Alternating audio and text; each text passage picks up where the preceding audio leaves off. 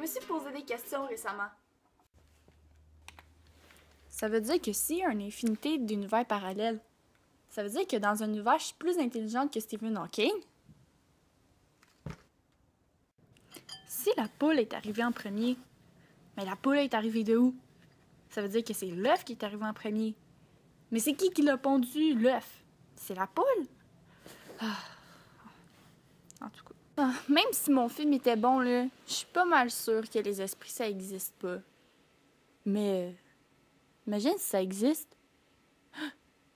C'est quoi ce bruit-là? Oh non, j'ai peur. Je me demande s'il va y avoir un deuxième incroyable. Mais il y a une question qui est revenue. Mais c'est quoi le bonheur? Dans le fond, je voulais savoir c'est quoi être heureux. Comment on peut rendre quelqu'un heureux? Comment on se sent quand on est heureux? Puis c'est quoi l'alternative quand on l'est pas? C'est quoi les dommages qu'on peut avoir? Et je me suis basée sur la question. Mentalement.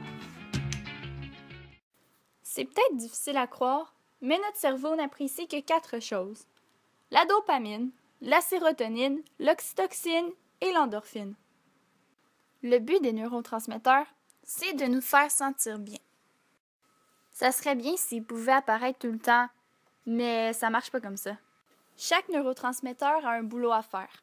Puis quand ce boulot-là est fait, le neurotransmetteur se met de côté. Et c'est pour ça que les humains sont continuellement en recherche de moyens pour activer leurs neurotransmetteurs. Nos ancêtres ressentaient les effets de la dopamine lorsqu'ils rencontraient un buisson de fruits ou une mort lors de famine. Alors la prochaine fois que tu vas voir un de ceux-ci, la dopamine devrait s'activer. La sérotonine s'active quand on se sent important.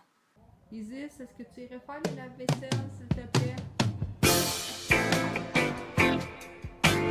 Isis, vous allez passer l'aspirateur, s'il te plaît? Ok, on va se le dire, là, c'est pas tout le temps que ça va nous plaire d'aider, mais bon, on fait notre possible. La sérotonine est importante pour la survie dans l'état naturel. Malheureusement, certaines personnes font les mauvais choix pour se sentir acceptées. Fait que tu me dis que je dois porter ça pour être dans votre gang. Notre cerveau égale l'attention qu'on nous donne et la survie, car on est sans aide, si on peut dire. Et ce, même si les circuits finissent par se créer, ceux-ci restent pour toujours. Je sais même pas c'est quoi.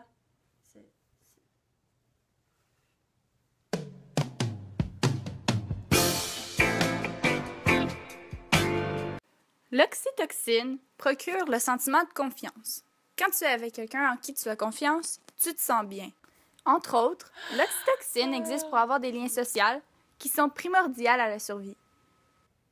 Par contre, une confiance mal placée peut finir par faire le contraire du résultat voulu.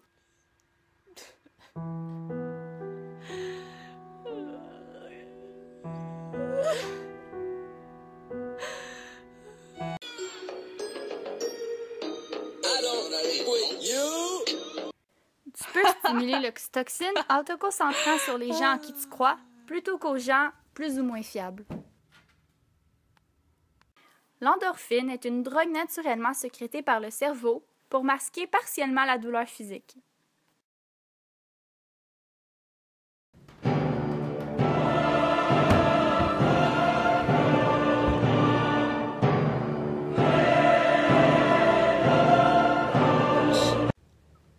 L'endorphine a surtout aidé nos ancêtres, tandis que nous, aujourd'hui, nous produisons seulement une petite quantité d'endorphine quand on rit aux larmes, par exemple. Pour conclure, mentalement, le cerveau a besoin de ses neurotransmetteurs pour pouvoir avoir des émotions. Ils sont là pour assurer notre survie. Physiquement. On a tous déjà entendu. Fais de l'exercice, tu vas te sentir mieux. Ça va peut-être vous décevoir, mais cette phrase est totalement vraie. Si vous commencez à faire de l'exercice, votre cerveau va percevoir ça comme un moment de stress. De plus, Quand votre pression cardiaque augmente, le cerveau pense que vous combattez un ennemi ou que vous êtes en train de vous enfuir. Pour se protéger du stress, on relâche une protéine. Cette protéine peut protéger et réparer les neurones de mémoire. C'est comme un interrupteur de remise à zéro. Et c'est pourquoi on se sent tellement bien après avoir fait de l'exercice. Donc, en plus de développer tes muscles, tu développes ton cerveau. Il n'y a aucune raison que tu n'en fasses pas de l'exercice. Ok, peut-être à part Netflix, mais...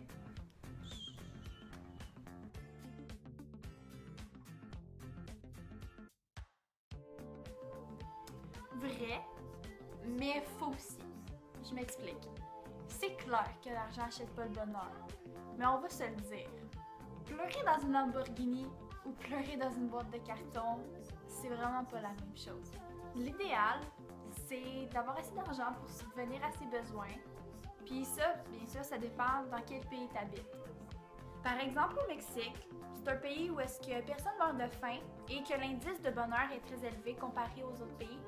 Et il y a quelque chose dans l'attitude des Mexicains comparé aux autres pays qui prouve que l'argent n'est pas nécessairement complémentaire du bonheur. C'est vrai. On connaît tous des familles qui sont un petit peu plus marabouts que d'autres. Tandis qu'au contraire, on connaît une famille où est-ce que tout le monde est très heureux. Il y a des recherches qui démontrent que 50% de l'optimisme est procuré par tes parents, tes grands-parents, donc en gros ta génétique. Par contre, il y a 10% d'optimisme qui vient des circonstances, dont ton travail ou tes loisirs, etc. Et le 40% restant, c'est dû à ton état d'esprit, comment tu vois la vie en gros. On dit que les optimistes ont un état d'esprit basé sur l'espoir, tandis que les pessimistes ont un état d'esprit basé sur la peur. C'est faux! Bien sûr, ça dépend si tu as choisi une job qui t'intéresse dans la vie. Et si c'est pas le cas, ben c'est sûr que tu seras pas heureux dans ta job. Mais attention, le travail ça peut pas rendre heureux parce que ça nous donne de l'argent, mais bien parce qu'on fait ce qu'on aime.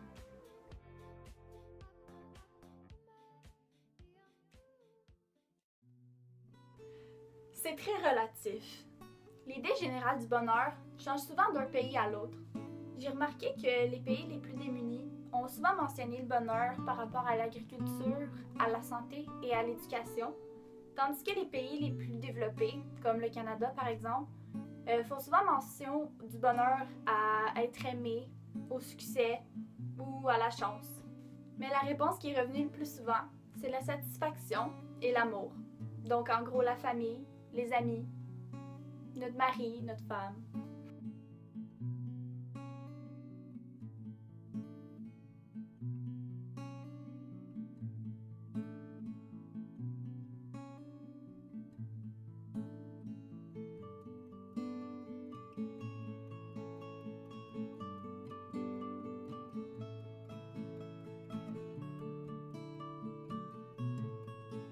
Malheureusement, il n'y a pas de recette du bonheur.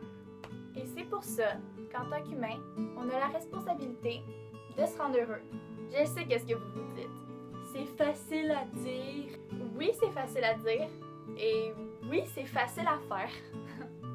Pour être heureux, on n'est pas obligé d'aller dans le sud de toutes les fins de semaine. On n'est pas obligé d'accomplir un rêve à chaque semaine. Le bonheur, ça peut être dans le quotidien. Il en faut peu pour être heureux, vraiment très peu pour être heureux. Il faut se satisfaire du nécessaire. Un peu d'eau fraîche et de verdure que nous prodigue la nature. Quelques rayons de miel et de soleil. Je dors d'ordinaire sous les frondaisons. Et toute la jungle est ma maison. Toutes les abeilles de la forêt butinent pour moi dans les bosquets. Et quand je retourne un gros caillou, je sais trouver des fourmis dessous. Essaye, c'est bon, c'est doux. Tu manges des fourmis? Ah, tu peux me croire. Tu verras, c'est fameux, ça vous chatouille, hein? Mowgli, attention! Il en faut vraiment peu, très peu pour être heureux. Mais oui! Pour être heureux, Il en faut peu pour être heureux, vraiment très peu pour être heureux. Chassez de votre esprit tous vos soucis. Prenez la vie du bon côté, riez, sautez, dansez, chantez, et vous serez un ours très bien léché. Cueillir une banane, oui, ça se fait sans astuce. Mais c'est tout un drame si c'est un cactus. Si vous chippez des fruits sans épines, ce n'est pas la peine de faire attention.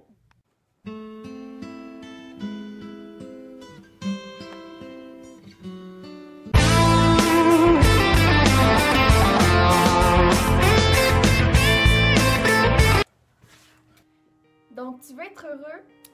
Alors, arrête de laisser le moindre événement gâcher ta journée.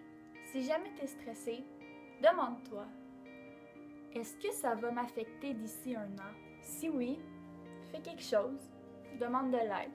Sinon, laisse-toi respirer un peu, laisse ça aller.